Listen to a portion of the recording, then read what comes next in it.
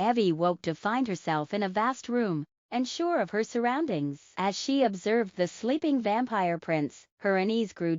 Evie frantically surveyed herself. There seemed to be nothing unusual with her body. The vampire prince didn't seem to have done anything to her while she was asleep, she just somehow knew it. She looked at his sleeping face again and her shoulders relaxed. A long sigh escaped her lips before she looked around the room. It was vast and the windows were covered with thick maroon curtains. The ceiling was also very high. It was a little dark, but Evie could tell it was daylight. How long did she sleep? Was she in the village across the dark valley? But judging from the size of this room, it somehow seemed to be a master room of a huge castle. Was there a huge castle in the very first village across the border? Or could it be that this wasn't the village anymore? The thought that she was finally in the foreign land, the land she and all her friends used to imagine as a place as good as hell, made her subconsciously hug herself. She didn't tremble in fear, but there was a peculiar churning in the pit of her stomach, the fear of the known and unknown,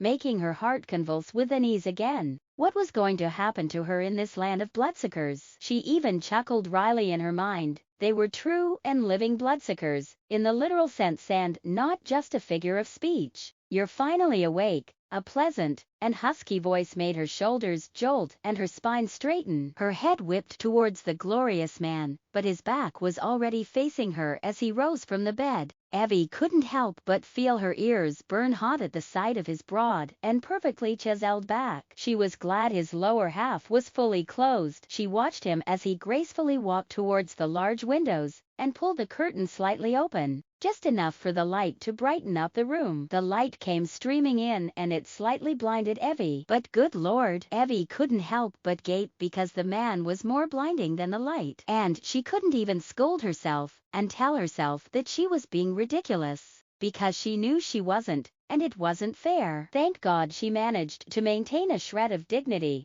by keeping her mouth from shamelessly hanging open. It was all she could do to drag her eyes away from him. She was mortified because she thought she had expected to be unable to look into any vampire's face. Who would have thought she would actually find herself struggling to look away instead? This was ridiculously unbelievable. Are you all right? The face she was trying so hard to look away from suddenly appeared right before her, and she almost gasped. You've been sleeping since yesterday, Evelyn, he added, and Evie almost believed the worried look on his face. But she wouldn't dare. She wouldn't dare believe that he was really concerned about her, even his gentleness and care for her, since their wedding until that brutal journey. She wouldn't dare believe all of those gentlemanly actions were sincere, because Evie had been warned beforehand by her parents and the emperors to remain vigilant and careful because the vampires would surely try everything to win her trust and then extract information from her. After all, the humans knew that the vampires would remain suspicious about the real reason behind the truths the humans had offered. They weren't idiots after all. They were intelligent and sly creatures, as the emperors called them. They would go as far as to use their beauty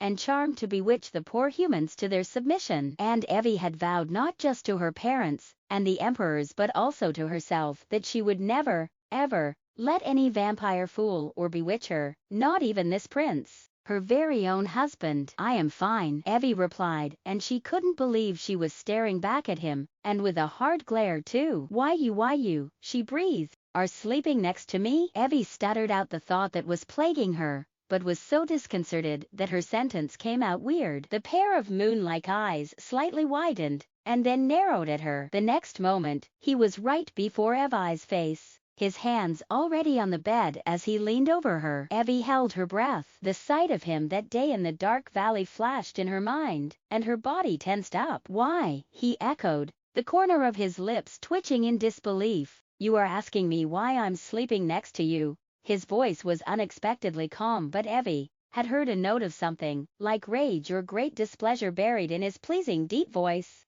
Evie gulped, her mouth opened and then shut. She suddenly didn't know what to say. It was as if her mind failed her as soon as she looked in his eyes, and all she did was watch him as those silver discs shuddered and let out a quiet breath right before her face. She subconsciously jerked backwards when her mind registered his cool breath fanning across her cheeks. His eyes flashed open at her sudden movement and stared at her again, silently but intensely before he bit his lower lip in exasperation. "Are you still not fully awake?" "Fine," he nodded as if trying to reason with himself. "I am sleeping next to you because I am your husband, and you are my wife," he told her in a serious but almost mocking voice. Evie was forced to look away because staring back at those pair of silvery moon eyes were too distracting for her. She can't let herself be rendered mute by his gaze. She must respond, but before she could open her mouth, the vampire princess spoke again. "Say, Evelyn," his eyes brooded. "The deal was that I am not allowed to touch you without your consent, and I promise to respect that and will never force myself on you or harm you. But it seems as if the meaning of those words to you isn't the same as what I understood. The way you are reacting is as though I am not allowed to stay in the same room and lay in the same bed as you. Am I right, Evelyn?" He bit his lips again, this time harder. Evie stiffened because she felt the atmosphere turned heavy. Worry began to consume her, scared that his eyes would turn red. But it didn't. "Listen." His voice became calm, utterly calm. "If that's your understanding, then I apologize, my wife, but I'll have you understand that it is totally off the mark, and I'm not going to buy such nonsense. You and I are married, therefore, we shall stay in the same room and lay in the same bed. Are we clear?" Evie felt her throat dry up, but before she could even form any verbal or physical response, her stomach suddenly growled, her face turned red, and she immediately looked down in embarrassment while Gavril blinked and pressed his lips together as his eyes traveled down her stomach. After a moment of silence, Evie's stomach growled again. Evie couldn't see his expression, but she finally felt him pull away and heard him calling for the maids. Gavril grabbed a robe and was putting it on when the door opened. When Evie raised her head towards the door, surprise colored her face at the sight of two women dressed in black and white maid outfits. "Humans," she muttered as she looked at Gavril with wide eyes. "Don't tell me you can't recognize your fellow human." Gavril looked at her with a quizzical look. The displeasure on his face was gone. "Oh, of course I can. It's just that Evie was so shocked. She didn't know what to say. Everything the opposites of her expectations kept on happening. She could tell that the two ladies were humans in one glance, but Evie couldn't help but doubt because the girls were fine, very healthy and even looking bright and cheerful. This was an absolute shock. She was expecting to be served by humans alone because that was included on the deal, but she thought her servants would probably look awful because they were supposed to be treated as slaves, who were forced to provide blood and sexual pleasures for the vampires. So why? How come? How could they look so fine and healthy as if they were living their lives happily in this land? "Good day, my lady," said one of the girls. They were both red-haired, but one had long braided hair while the other one had a shorter hair neatly tied up into a ponytail. "My name is Frey," introduced the long-haired one, "and my name is Gina," introduced the short-haired one. "We are so pleased to finally meet you and serve you, my lady." They bowed at her. Evie momentarily struggled to find her voice. "Nice to meet you too, Gina." "Frey," she managed to say. Her mind was still whirling with questions, but even though this was totally unexpected, she was still feeling very glad and relieved. She didn't know how would react if these two girls would appear in front of her in the conditions she had been imagining and expecting. "Help my wife get ready, and immediately bring her to the dining hall." Gavril's pleasant voice echoed, and the maids immediately bowed at him. Evie noticed the maids never looked directly into the vampire prince's face. "Yes, your highness," they said simultaneously before they approached Evie and led her towards a door that appeared to be the bathroom. Evie glanced back, and when her eyes met Gavril's, she abruptly looked away. She didn't like her body's reactions towards him. She was confused on how his gaze seemed to be affecting her in some strange but surprisingly not unwelcomed way. And she was still stunned at his words right before her stomach growled. The look in his eyes as he said those words stirred something inside her, and an emotion close to alarm had hit her. Since even her husband couldn't touch her without her permission, Evie had never bothered thinking about herself as a wife or her life as a married woman. She never thought about any of that because she knew this wasn't a normal marriage. In fact, this was the first time in history where a vampire and a human were ever joined in marriage. Everyone, even her parents and herself included, had also expected that her soon-to-be husband wouldn't even want to be with her anyway since he already knew about the deal that he could not touch her as he wished. She had also expected that he would ignore her, send her to a separate or a secluded palace, while he continued enjoying his life as usual, as if he wasn't married at all. So why did he say those words? Why did he want to stay with her, and even sleep in the same bed with her? "My lady, are you okay?" Frey asked, and when Evie saw the worried look on the maid's face, she immediately composed herself. "Ah, I'm fine. I think I am just hungry," she smiled, and the maids relaxed. "Where did you both come from? Were you from the Eastern Empire?" Evie then asked as the maids hovered around her. "No, my lady, me and Frey were both born here." "Ah, really?" Evie was surprised. She was shocked but just barely managed to keep her composure, and tried not to be so obvious. "Yes, my grandmother was from the Western Empire," said Frey. "And my father is from the Eastern," continued Gina. "So, we have never ever set foot in any human lands yet, my lady. That's why we were so excited to meet you when His Highness told us about you." Evie wanted to ask more about Frey's grandmother and Gina's father, but she refrained because she remembered her father and the Emperor's stern words that she must not fully trust the human servants that would be assigned to her. Evie thought that made sense, considering that these maids were born in this land. Their loyalty might be completely for the vampires, or worse, they might be under the vampire's spell. "He told you about me when? Just a couple of days ago, my lady." "Were you both servants of the prince for a long time?" "Yes, my parents were gardeners here." "I see." Evie nodded, and she focused her gaze on the water. She wanted to probe further, but she stopped herself. She still had many opportunities to question them. For now, she would try observing them, and behave as normal as she could around them. As Evie was led by the maids out of the master's room, her eyes didn't stop looking around. The corridor outside the room was spacious, and there were chandeliers hanging above the high ceiling. A door at the end of the corridor seemed to be leading to an open veranda that would surely be the perfect place to enjoy a view. In Evie's mind, she imagined it to be a place where one could sit back, relax, and enjoy the view of the beautiful garden while having a nice cup of tea. Her family's castle back in the Southern Empire had a remarkable garden she always adored, and spent whatever free time she could in there. "Where is this place?" Evie asked her maids as they descended a spiraled stairway. "We're not in the imperial capital yet,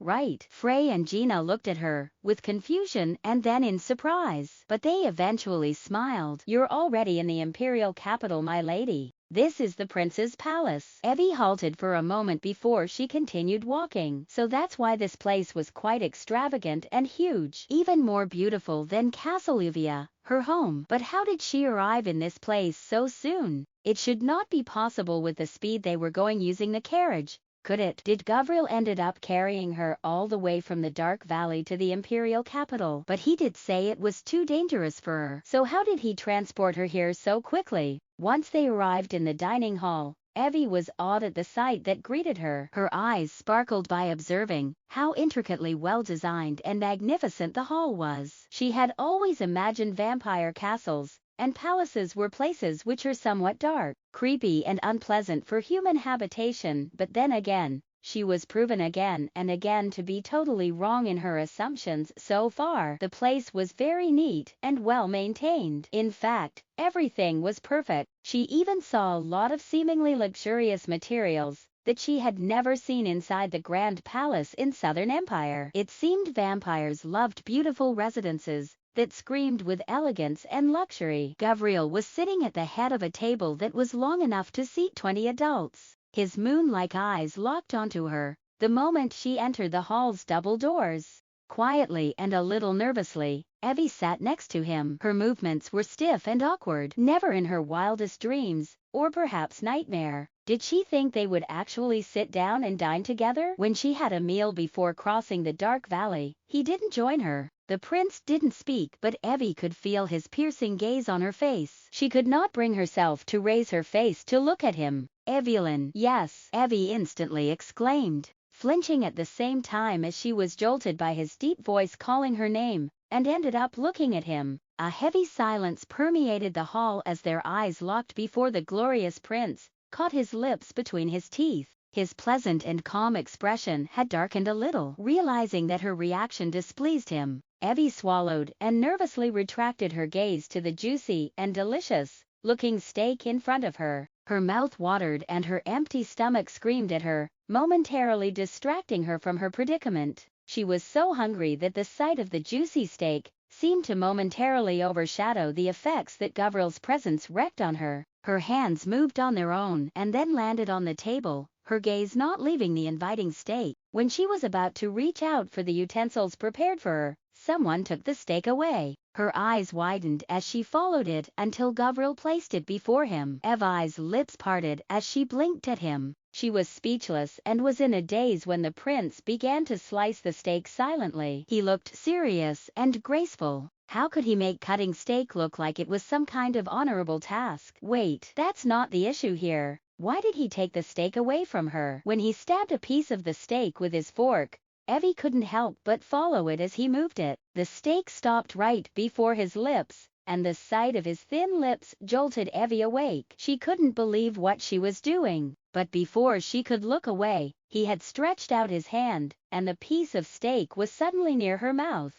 The delicious smell made her mouth water even more. Her eyes were wide as she looked at him. What was he doing? "Open your mouth, wife," he said, his expression soft and his eyes seemed to be smiling at her. Evie's jaw dropped the moment she realized he was trying to feed her. He mistook that action as her opening her mouth voluntarily, and he moved the steak closer. The tender meat brushed lightly against her lips, and before she knew it her lips opened, and red, plump lips greedily took the steak into her mouth. She shocked herself at what she did, but before she could even scold herself for giving in so easily to the temptation, the heavenly taste of that single piece of meat in her mouth made her forget about everything else. Oh God! This is the most delicious steak she had ever tasted in her life. The prince momentarily stilled at the sight of Evie's reaction, and when she closed her eyes as if she was savoring something divine, the corner of his lips curved up into a slight smile. This was the first time she showed him these expressions. He thought she was incredibly cute. "You love it." Yes, even her voice was now sounding like melting honey. This was unexpected. Gavril thought she would tense up again, or flinch whenever he spoke, but she didn't, and he smiled again as he speared another slice of steak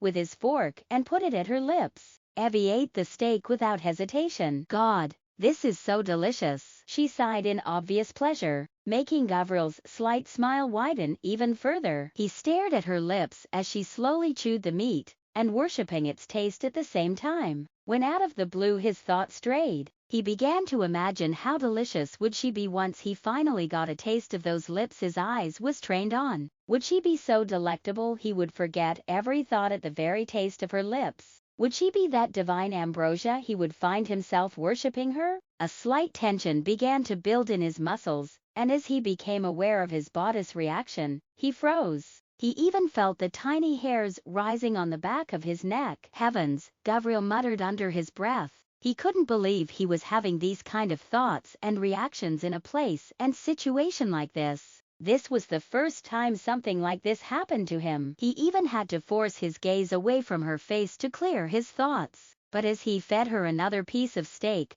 her words truly threw him off. "This is so delicious, definitely the best I ever tasted." Suddenly, Gavril found himself glaring daggers at the steak in front of him. As they say, if looks could kill, rip steak.